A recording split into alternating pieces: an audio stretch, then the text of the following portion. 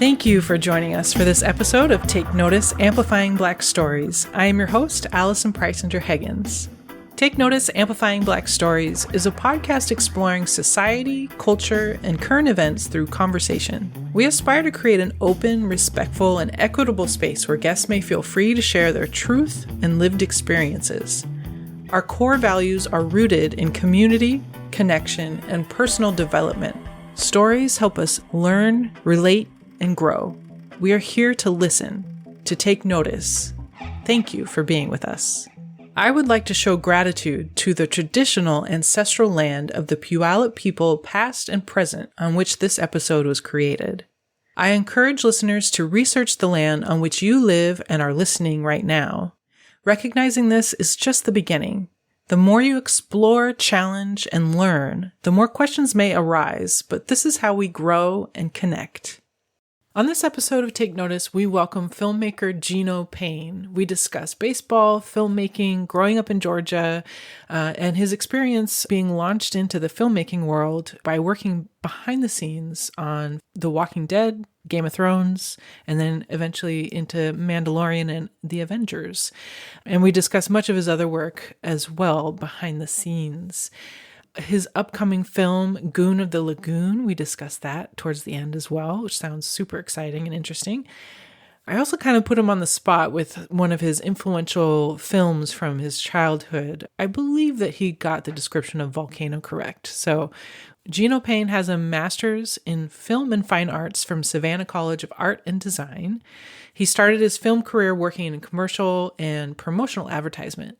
In 2010, he directed his first feature film starring Pastor Troy and Sean Lowe entitled Was HomeBoyz. Concurrently, Gino worked on projects such as HBO's Hard Knocks, Walking Dead, and Game of Thrones within the camera department. He currently directs and produces full-time for 360 Films and works directly for big companies such as the Vegas Golden Knights and PokerNews. Gino is most passionate about creating inspiring stories through all aspects of film. Find him and follow him on Instagram. Just search for @SIR_GINO. That's Sir_Gino. Please enjoy this episode with Gino Payne. Gino, thank you for joining me on the Take Notice podcast. I appreciate you spending some time with me this evening. Evening for me. I'm not sure where you are exactly. Where are you? I am in Missouri at the Ozarks, but thank you for having me, Allison. Yeah, absolutely. Ozarks. I have not been to the Ozarks. You said you're there with family. Is that a regular vacation spot for you? Yeah, we have a family lake house out here that we come to get all the little ones out of the city, and honestly, it gets me out of the city too, and just a chance for me to slow down. The signals are weaker and more spottier, and it's just harder for us to do all the things that the family tries to stop me from doing all the time. And yeah, it's just a great vacation spot. And I'm a city kid, so being out here is out of my element and so much fun. That's nice. There's some spots out here. I'm in Washington State, so there's definitely some spots out here where you go vacation and you have no choice but to not connect with anything. It's very, very nice. So I totally understand that. What was home to you when you were growing up? So I was raised in Atlanta, Georgia. I spent all of my adolescent years in Atlanta. Yeah, I didn't leave Atlanta until other than school field trips to the surrounding states, I didn't leave Atlanta until I was like 21 years old. Oh, so, okay. Yeah. So being into Washington and in those areas, I've spent a little bit of time out there. Georgia's quite woody, but it's just surrounded by so much metropolitan that you're not able to appreciate it as much. Whereas, I spent some time in Walla Walla and in Kent and obviously Seattle, and in those areas, you just really get to see the outdoors for what it is. Yeah, you can easily be immersed, even if you're based in a city, you can be immersed in the nature within 10, 15 minutes in some places, which is pretty great. So it's more intermixed in Atlanta and Georgia. Is that what you're saying with city? Correct. Yeah, Atlanta's very so it's there's just so many small cities surrounding Atlanta that like if you go outside of Atlanta, you're in another small city. You're in Conyers, you're in Alpharetta, you're in Oh, okay. DeKalb or Yeah. the surrounding areas. So it's even though it's very green down in Atlanta, it's still very connected, and there's so many small cities that are constantly growing, and doesn't feel like definitely doesn't feel like when I was in Walla Walla or even Kent for that matter. Mm-hmm. Yeah, it's interesting. Yeah, I haven't visited Georgia myself yet. I've only been on a train through it, and that doesn't count. So No, I have to go. I have some family that lives down there. I still haven't visited, so I need to do that because it sounds really cool. yeah, it's a good spot. Yeah. When you came up here, was it for film or was it just to visit or? Yeah, so my earliest times coming there was for baseball. I was coaching minor league baseball, and obviously the World Series, the Little League World Series of baseball comes there. So I was there for that, and then as I was starting my journey as a professional broadcast producer, I was there for a couple different sports broadcasts. And then eventually, one of my family members was there, so then we got to come out there for that too. So, Oh, wonderful. So going back a little bit, who were you surrounded by when you were growing up in Atlanta, in Georgia, family wise or otherwise? oh man, yeah. Well, that's an interesting story. So I kind of grew up with my grandmother.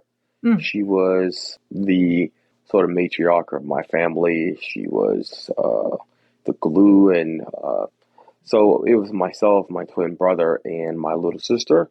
We were like so many others in that area at that time who, grandmother was everything to us. So Mm. it was my grandmother, and that was pretty much it. Hmm. Yeah, yeah. Matriarchs of the family. There's something about that. Is she still around or and in the area or no? No, Yeah, yeah. no. Unfortunately, she passed a couple years ago. Mm. She went easy, and we were all there to celebrate her life. Oh, that's really good. Yeah. Well, I'm sorry to hear that, but that I understand how that goes. So you said that you coached minor league baseball. Is that what you said? I'm skipping ahead a few years. No, for sure. But it was a very fun period of time. I always thought growing up that I would be a baseball player, and then all of a sudden, I saw like a curveball in college, and I was like, "Oh my God, what Oh. sorcery is this?" Um, and yeah, and then so then at that point, I kind of went away from baseball for a while. But then one of my friends was like, "Man, you got to get more involved with the youth," and I was like, man, I don't know how I fit in. I really want to, teach film, but at the level that I was wanting to get involved would have been kids that were already sort of aware of film and sort of involved in the industry. So then one of my friends was coaching. I started coaching with him. His team started doing very well. And he got called up to coach the state team. And then we ended up coaching the Little League. Our team went to the Little League World Series. I was out of Santa Clara. It was an amazing year. Wow, that sounds really fun. Was there a specific position that you played when you played? Did you start off super young and play on through till college or in a specific position or is it different than that? I guess I'm not Yeah, sure if it's different than that when you're at that age, like if you have to move around to different positions or yeah, no. In baseball, yeah, it's quite specific in baseball. Mm, So I played third base, okay. Yeah. and I was pretty good at it. I just didn't. I mean, baseball is a hard sport to excel at. Mhm. I'm 30%, 300 batting average, which is essentially getting on base or hitting you're hitting a home run or getting on base 30% of the time. Wow. And Yeah. that's why it's such a chess match. 300 batting average is great. Mhm. Yeah, that's just kind of how that sport is. That makes sense. Yeah. So you were interested in baseball and moving forward with that until about college. What time did you get interested in film? So I was always interested in film. It was just one of those things that just felt so foreign to me, right? Like growing up in the space and the places that I grew up in, Mm, being an athlete was possible, was actually more possible in our minds than it should have been. But mm. being someone who could participate in creating a movie, I remember I don't know how old I was, but I remember watching the movie Volcano, and at the end of the movie, one of my uncles or someone walked in the room and said, "You know this is fake, right?" And I'm looking at Tommy Lee Jones and like all the actors and firemen and the lava going down the street and all the chaos. And I'm like, wait, how did they get all these people to do all this stuff at the right time if it's not real? Mm. And obviously, as a child, that's kind of how you saw it. But then as I grew up, I kind of remember just thinking like that was just like a very high art form, and it was a very unrealistic place. To be Oh. honest, like for someone like me, from a kid from the hood in Atlanta, just wasn't realistic. Mm. Hmm. At the points where it became something that I really, really, started to fall in love with was in high school. My high school in DeKalb County, Georgia, was actually the feature band for the movie Drumline. Oh, yeah. Drumline with Nick Cannon and Zoe Saldana. Right.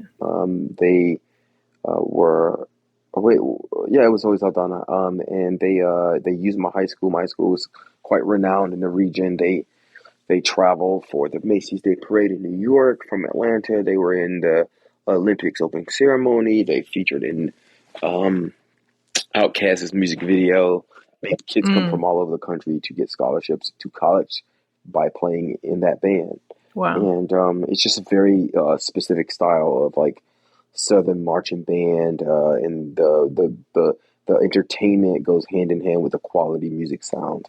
I wasn't in the band, but Hmm. when Drumline came to film at our school, it kind of took over the entire environment, and that was my first time being involved on set and just kind of running around helping and seeing the daily production and seeing the really monotonous pieces that the jobs that had to be done day in and day out to make it happen. And that's when the first time I think I was kind of like, hey, this is really cool. I'm not gonna say I decided then because I don't think that was that kind of moment, but that's when it became like a real thing to me, not just like magic.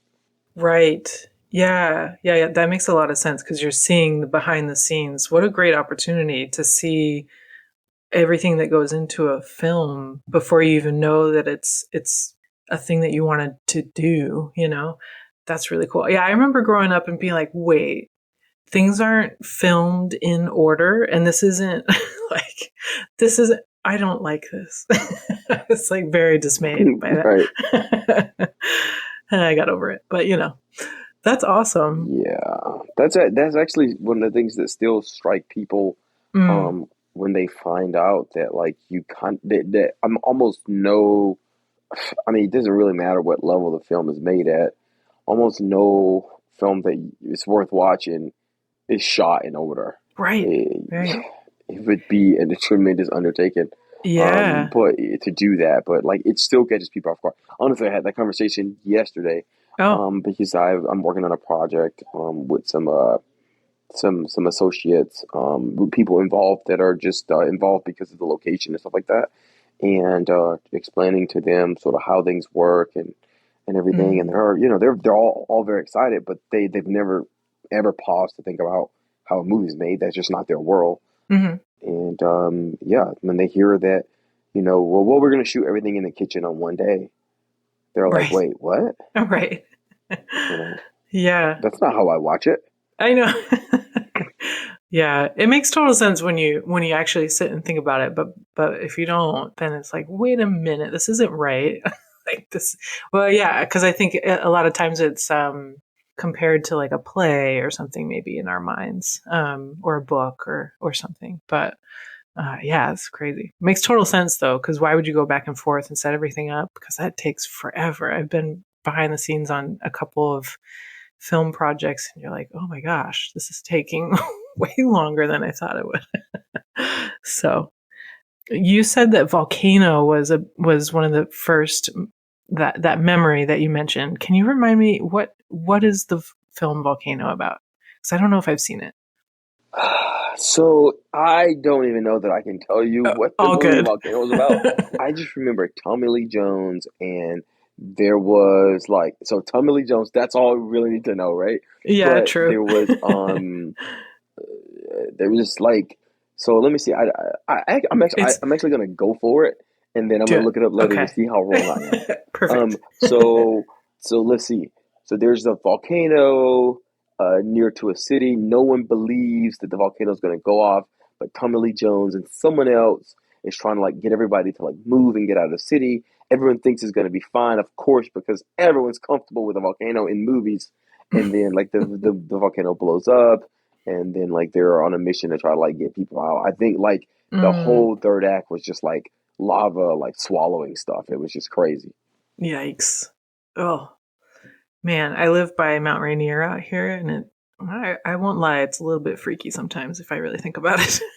Like, you never know. Yeah, I mean, it is a strange thing. Yeah, it's a very strange thing.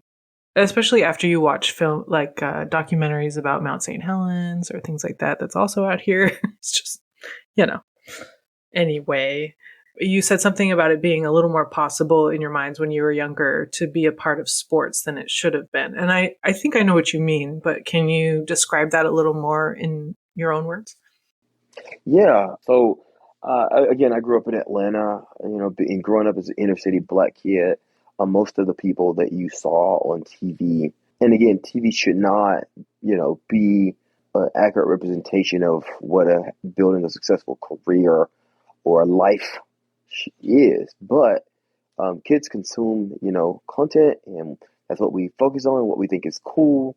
And Mm-hmm. so, what I saw on TV, the most representation of black people were in sports. And at that age, if they didn't look like me, then I didn't think that it could be me. When you're an adult, you have a more broader spectrum on sort of what is possible and how things and why things play out the way they do.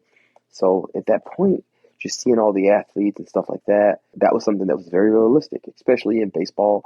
I grew up in Atlanta in the '90s, so watching Chipper Jones and David Justice and Fred McGriff and Greg Maddux and Tom Glavine and all the Braves and all the playoff runs and all the greatness, being a baseball player and being good at it, it was very realistic to me. And it's just not if you think about like how hard it is to be a professional athlete. Frankly, it's just it's not. It's you better have a plan. We'll Mm-hmm. put it like that. Yeah, that makes a lot of sense. Yeah, because there's a very small percentage that make it to the level that you can make a career out of, I imagine, right? Right. Yeah. Right. I can't remember. I apologize. Did you say you have siblings as well? Yeah, I have an identical twin brother, Oh. and I have a big sister and two little sisters. Oh, okay. So five. Did I count right? Five of you. Yep. Nice. Did you all mostly stay in the Georgia area as you were growing up, or like after high school and everything, or are you all kind of spread out? Yeah. So my youngest sister, she's my biological sister, and then my sort of my older sister. Sorry, I'm messing this up. My two older sisters are my biological sister. My youngest sister is my adopted sister. So I didn't meet my youngest sister until I was like 14 years old. But Oh, okay. but yeah. So my twin brother and I were together almost all of our childhood, and then as we got older, we were moved into the system away from my small sister and my big sister to where we were adopted and met my adopted sister. Oh, So I yeah, see. but everyone was in Atlanta, so Okay. we were able to see each other as much as possible, given the circumstances. But yeah, I mean, like we in Atlanta, whenever I'm in Atlanta, those guys are always, pop out, and we've always, been very close. That's wonderful. Yeah. Are you comfortable with me asking you more questions about that, or would you like me to move on? No, I don't mind. Okay. I don't mind. I always want to check about family stuff because sometimes, I don't know. No, for sure. So you said that you were moved into the system when you were in high school or like middle school, high school? Was that away from your grandmother? Is Middle that what school. happened, or Yeah. middle school? Oh, that's a tough time. Yeah. Yeah. So yeah, in middle school, my grandmother was very old when we first moved in with her, from, being with my mom. Mm, My mom was afflicted by a lot of the things that people are afflicted with, mm-hmm. in those areas at that time. She struggled with a lot of different illnesses. Some of the things that are just now being categorized as, I'm sorry, health issues, that were seen as criminal Mm-hmm. issues at that time. Right. She suffered from a lot of that stuff, and so we lived with our grandmother, and but she was older, and it was really hard for her to keep up with two active twin boys who just wanted to play sports and were bouncing off the walls, and we had our share of trouble that we Mm, would get into too, and it just got to the point where, like, she basically couldn't keep up with us, and so the state moved us into group homes, and once we went to group homes, I will say that, like, I noticed in those environments was sort of the first time that I kind of started to kind of see the world and kind of think that, like, perhaps there's a little bit more than what, the box that I've been in, and I think mm, we moved to a suburb north of Atlanta, and that was some of the most formidable years of my life, and met some great people, and they're still influential in my life, and yeah, so it was it was one of those things where it's like, I would have never chose that. Obviously, no kid would have chose to leave their grandmother's home to go into a stranger's house, but I wouldn't give it back for the mm-hmm. world. Mm-hmm. Yeah, it sounds like a mix of very tough thing to have to go through, and also there was a lot of positive that came out of that path. Yeah. Oh yeah, for sure. I think most of the things that I've experienced in my life were things that, like, when they first happen, you kind of just don't know. So one of the things about, like, when you go through, like, a significant change, especially something that is going to change your entire life, usually it's something that happens to facilitate that. It's something that happens as a catalyst to push it. Otherwise, you're just not going to go through the change. I think that, like, you talk about, like, people who want to be athletes or want to be college Mm, graduates, or even if someone who just wants to gain weight or lose weight, everyone wants to make the change, but what people struggle with is the actual process of the change. Transition is what is hard. The transition from where you were to where you want to be mm. is the part that's hard. And so, even as there's a great example of that is, my situation from where we were as a kid. We really didn't want to make that move, but if we hadn't made that move, our life would be significantly different. Right. Yeah. Once you're forced into the change, then and have to face it and deal with it, and like you said, make that transition. Yeah, you have no choice, kind of, in a way, especially at in your situation. But yeah, it's interesting how that goes until you're launched into something. It can be hard to take that step. So I saw that you ended up going to Savannah College of the Arts, or is it Savannah College of Art and Design? Is that right? Yes, And yes. then did you go initially for film, or did you go and then you discovered that you wanted to do the film? Yeah, no. So, my actually, my first degree, was at a traditional university. I started off at Kennesaw State University, Oh, okay. and my degree was in psychology, and I was just kind of doing what, I was just kind of following a path. I was in school. I didn't pick a Mm-hmm. major at that point, and so I was like, man, let me just stay down this road. I know I love philosophy. I love psychology. Let's see how this goes. And as I started to go down that road, I quickly realized that, I didn't want to become a doctor, to be a psychiatrist. And if I become a psychologist, I didn't like the idea of being like a therapist or anything like that. So I had to make a transition Mm. to something that I wanted to do. And the thing that kept glaring to me was that, I love creating, cool videos. I love movies. I was a big fan of like YouTube. It was like not new, but also still very cool. And so for me, that was, where I decided to go. I applied because I had been creating some content, some sports videos with my brother about the Falcons and local teams, and so we submitted it. And when I got accepted, I was like, "Oh my God! Like, how the hell am I going to afford this?" Because Savannah College of Art and Mm. Design is just Mm. it's to say like they're proud of it, and rightfully so. We make great connections. The alumni association is good, Mm. and you really learn with some of the top of the line equipment. Granted, you're not going to see that equipment for some time once you graduate, so get used to that. But yeah, Right. so I was like, I don't know how I'm gonna afford this, and that's what led me to join the police department, and because I saw that they would pay for whatever school you went to, and it wasn't a contingent on like a degree Ah. or field of study or anything. So I was like, Atlanta Police, here I come. Oh, wow. I didn't even realize that. I was looking up some stuff that you sent and on your different things, and that was not on there. I had no idea. How long did you end up in the police department? I was in the police department for 3 years. Yeah, it was a great experience. I mean, Nice. Yeah. in the vein of that, like you're an officer, right? So like what you see every day is not fun. What you do every day is not fun. The job is a very Mhm. very serious job. It's very difficult. A lot of hard decisions, a lot of sad moments. I mean, no one's ever calling to say, "Hey, we've got cookies and cupcakes for you at corner of Moreland and Wiley Street." Right. It's never their good day. Yeah. You Yeah, won't yeah, yeah. remember it, 2 months from now, but they'll tell the story forever.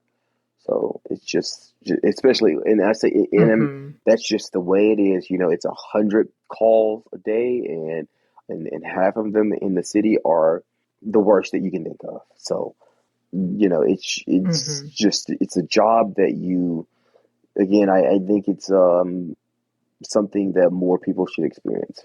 Not necessarily as an officer, Mm. but perhaps in some capacity.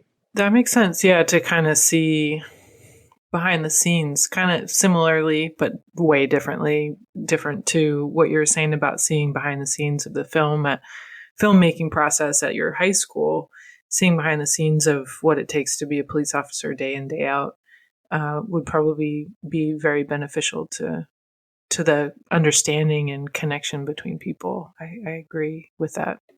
Yeah. Would you say so that helped you get into the funds to pay for the film school?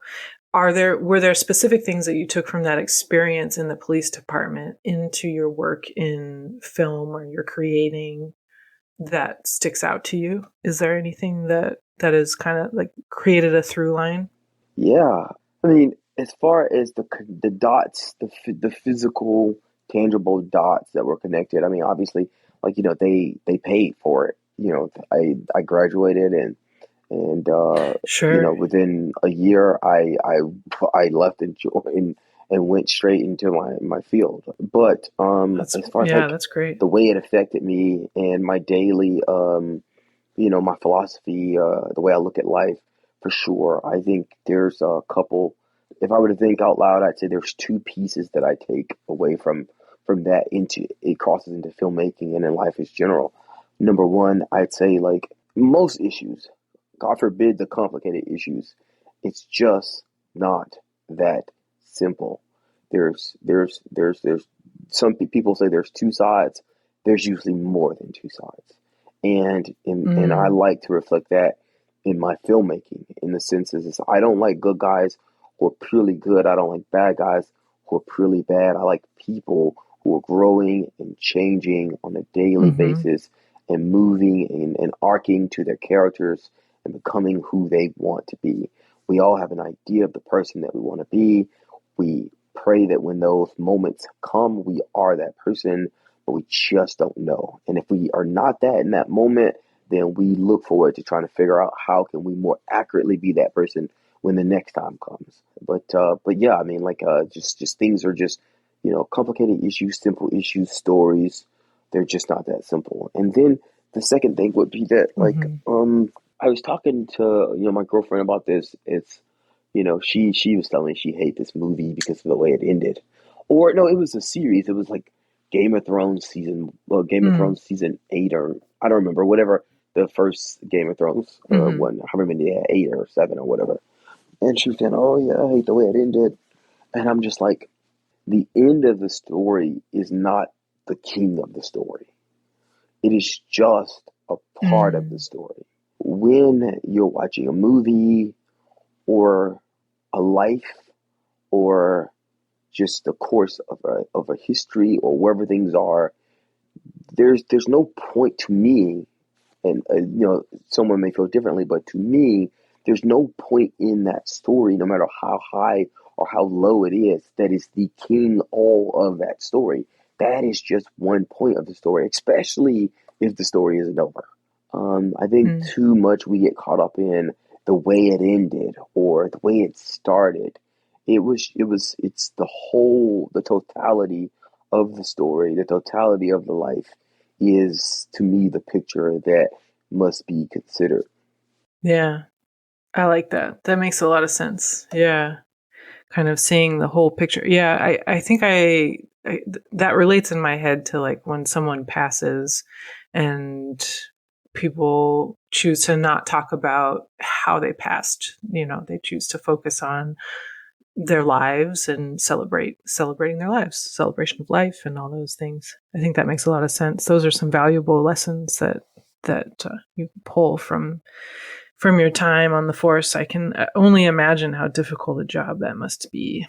So seeing the full picture of people and not the fun times, I imagine, usually. I was going to ask a similar question with your interest in psychology, but I think you kind of just answered it in a way.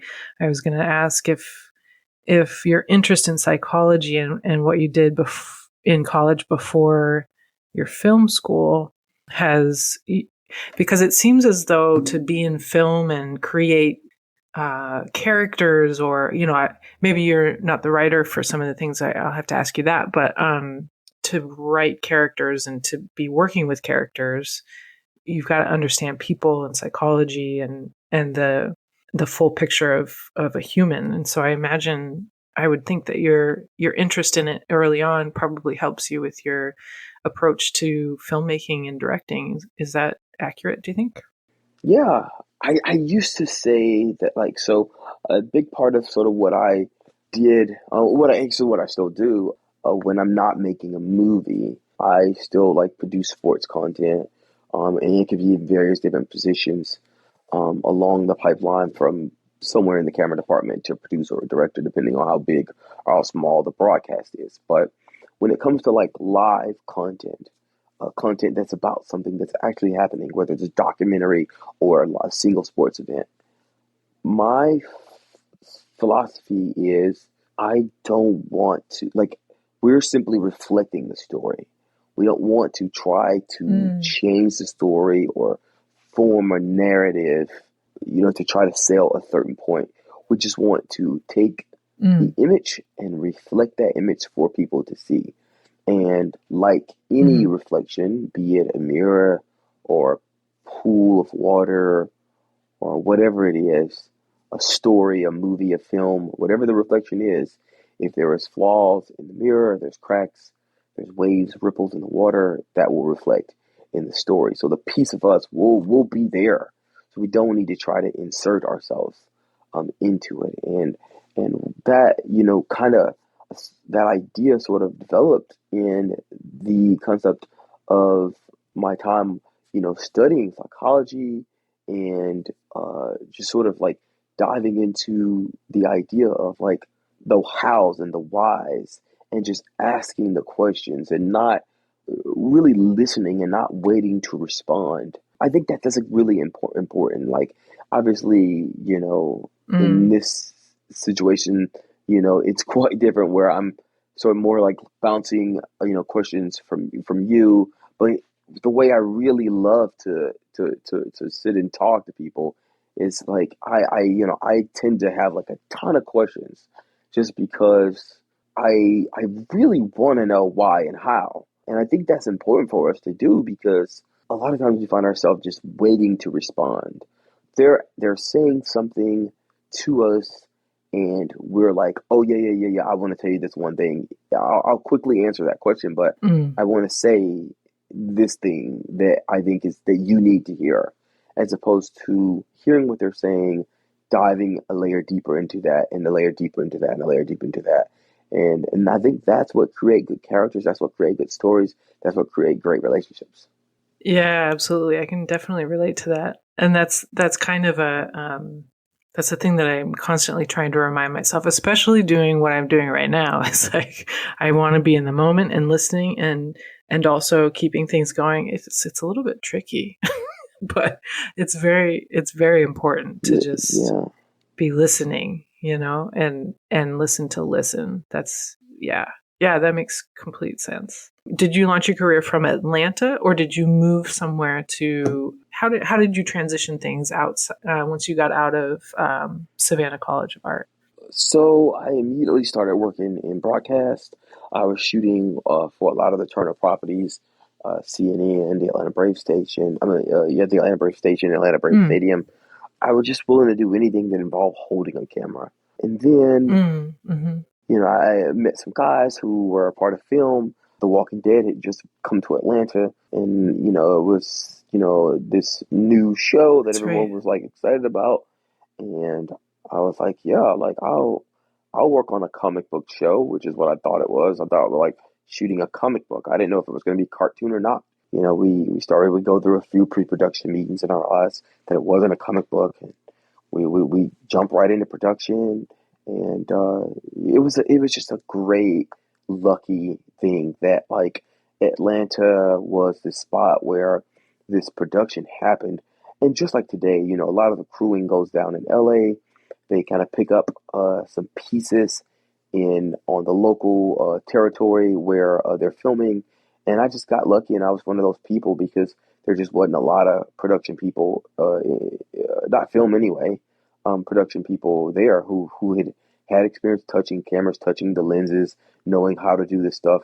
My alumni association at SCAD was like, hey, these guys, yeah, I can vouch for these guys, and so we were able to get connected. And next thing you know, we were on set, and I think we made in my opinion, I think we made the greatest zombie series in the history of zombies. I love it. I forgot that they filmed in Atlanta. That's an amazing opportunity. Was that you said that was the first season? It must have been because you weren't sure what it was yet. Yeah. How many episodes did you work Yes. on? I worked on all but 2 episodes in season one and every episode in season two. Oh, wow. Those are probably the best seasons, I would say. Yeah, I mean, Like, I think the yeah, early years that's pretty were awesome. where we've kind of formulated what the series would be. We had a lot of great source content. They did a great job.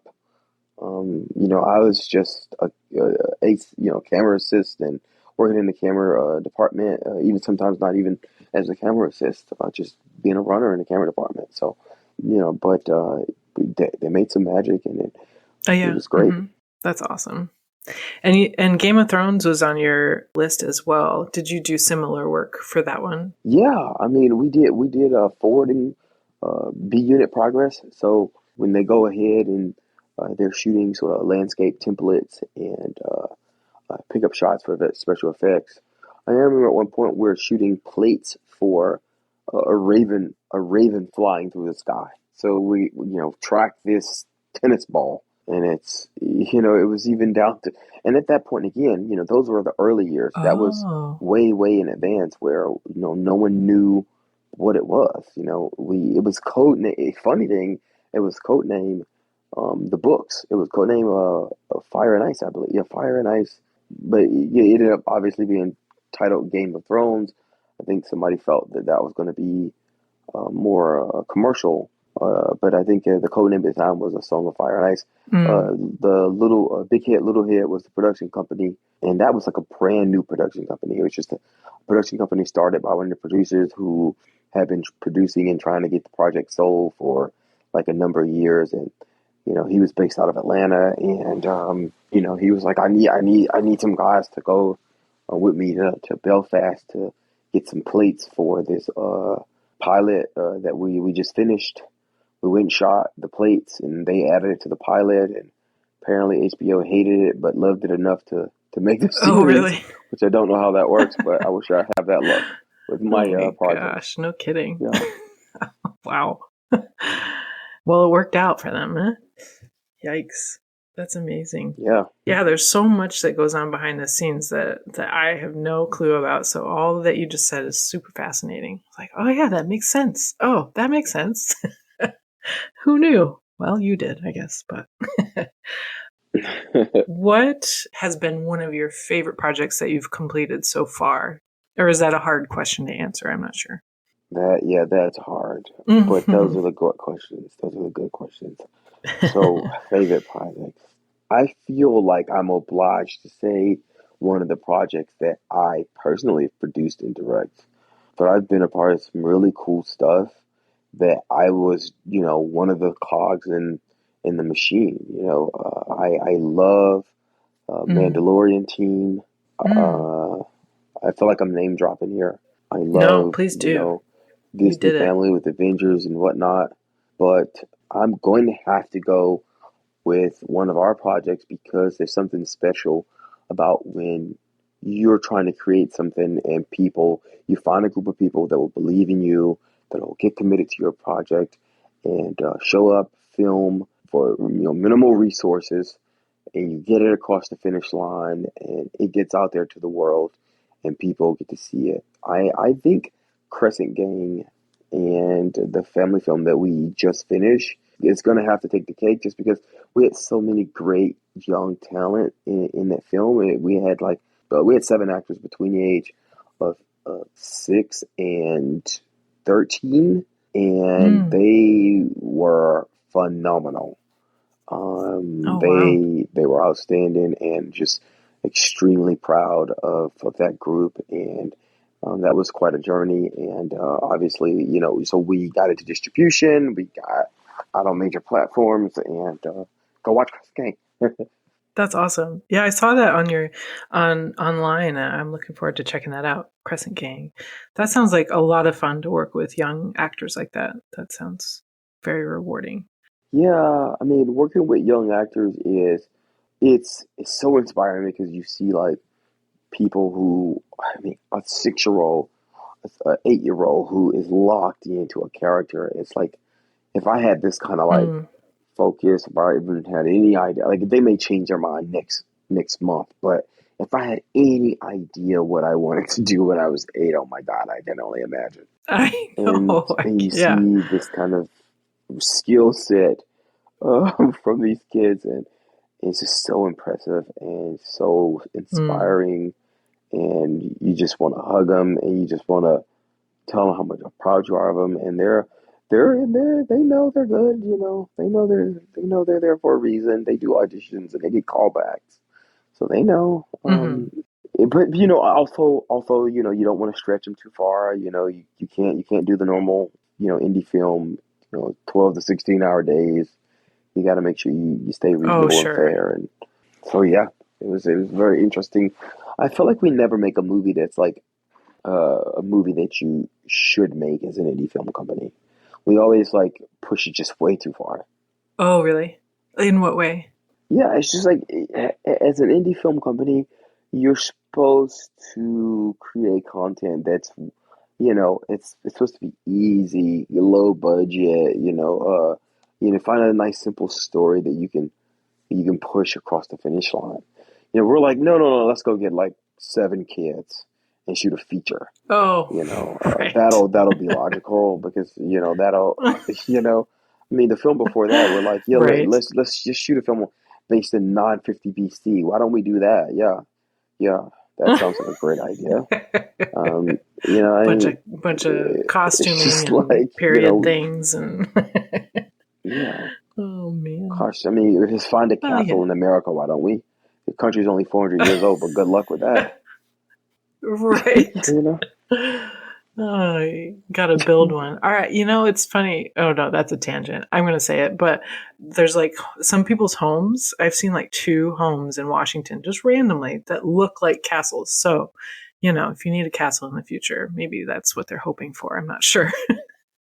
Okay, well, yeah, I Obviously mean, not. they need to go ahead and get listed because it's Right? possible, because I mean, I it was know. crazy trying to find a castle. At one point, we got to the point where we're like, is there anywhere that just has walls that look like castle walls, like big enough bricks to like look like castle walls? Like, is that possible? Wow. What was this one for again? So it was called Son of Sheba. It's a story based on the son of King Solomon and the Queen of Sheba. Mm. That they had a son, and it was based on that son. Oh, okay. He was just now discovering. It's a short film about him just now discovering that he is not just the heir to some small village in northern Africa, but that he was the heir to Jerusalem, arguably the most powerful nation on the world. Obviously, Egypt was at its power at that time as well. So, but one would argue that King David, son Solomon, was more powerful than even Egypt at that time. So it was a short film, Wow. sort of that Wow. conversation between he and his mom as he sort of unraveled the truth of his identity. That sounds interesting. Wow. And that just came out. Did that come out last year? Did I see? Or recently, right? So that was released in 2020. Like we did the whole COVID Oh. festival tour. Oh. Okay. Okay. It's I gotcha. not cool, but we did it. Right. Yeah. Not ideal, I imagine. What are you most excited about looking forward? Projects or otherwise? So we're shooting a feature film, a horror thriller. It's a creature film.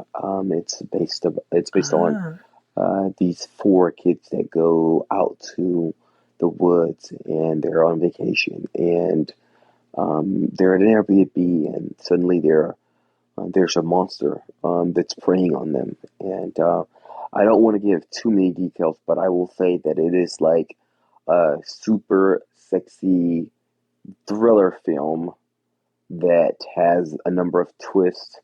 And if you like thrillers or horrors that also have a massive twist and a lot of it sexy, then you should probably follow Goon of the Lagoon or follow us on socials and you'll be able to keep up with it. But we got a really awesome cast and I mean this thing's we haven't quite pre-sold it because we don't want to make sure we want to make sure we kind of have our options open once we finish. But yeah, we're very excited about it. Mm. That sounds super interesting, super fun. I was going to ask you what, because I saw that title, Goon of the Lagoon, and I was interested, but you just answered my question. That's awesome. Yeah. Where can people follow you online for that? The best place to find all the other places to connect with me is on my Instagram. I would say at Sir Gino at SIR underscore GINO. From there, you could decide if I'm your cup of tea and if there's things that we make that you like and go from there. But I'd argue that like if you're in this industry and you are making indie films, I think that especially if you're trying to figure out how to crack the egg of distribution. Forget that. Like, if you're trying to sort of like build relationships when it comes to making feature films and collaborations and co-productions, we're all about that. And when it comes Mm. to distribution and those things, we've been down that road. We're headed down that road. That's what we do. So we're very excited about like making our productions bigger and the best way to do that is, partnering with other filmmakers that have other resources and other connections. So follow us, join us, and if you are just a fan of film and you want to see the process, behind the scenes look, then check us out. I love that. That's awesome. Collaborating and lifting others up is the way to do it. I love that. So finding you on Instagram at SIR_Gino, Gino. That's the best spot to start, right? Yep. Wonderful. Is there anything that I missed asking you about that you're hoping to mention in our conversation? No. I mean, I love that we kind of finished out with Goon and Lagoon. I think that like the people who get involved with the cast and the sort of hidden pieces and what will be the cult following early are the ones that will benefit the most. So if you like horror movies, definitely check us out and get on board because we're going to be doing some cool stuff. I mean, there's a lot of projects that we're pushing for over the course of the next 2 years, but that's what I'm most excited about right now for sure. We're going to production in September. Oh, great. Not too long from now. That's awesome. Will you be filming in Atlanta? We're actually filming out in the Ozarks, where I am now. Oh, great. Okay, great. Very cool. So will you be there for a while or are you coming back for that? Yeah, we leave here at the end of this month. I gotta go back to Vegas. Oh, God, I literally go back to Vegas for a day and then off to France. And then we're doing like a sports broadcast in France. And then we get ready for production in September. Wow, that's amazing. Wonderful. Well, sounds like you have a lot of exciting traveling and all the things. I have so many more questions for you, but I'm going to let you hop off so I don't keep you longer. I will just have to ask you more questions another time. Well, Gino, thank you very much for joining me on Take Notice. I appreciate your time and you sharing your story. I'm looking forward to seeing all the projects that you have coming up and supporting you and staying connected. Thank you. Shoot me a follow. I'll follow you back. I look forward to seeing you guys. And to your audience, thank you for your time. Thank you for joining us for Take Notice, Amplifying Black Stories. If you enjoyed this episode, please be sure to share it with someone you know. Connect with us on social media. We would love to hear from you. We are at Take Notice Podcast. You can also find us at takenoticepodcast.org. Reviews help us reach more listeners, so please rate and review on your favorite podcast app. Take Notice, Amplifying Black Stories is produced, hosted, and edited by Allison Preisinger Higgins. Music by Version Big 5 featuring Darius Higgins. Thank you for being with us, and thank you for taking notice.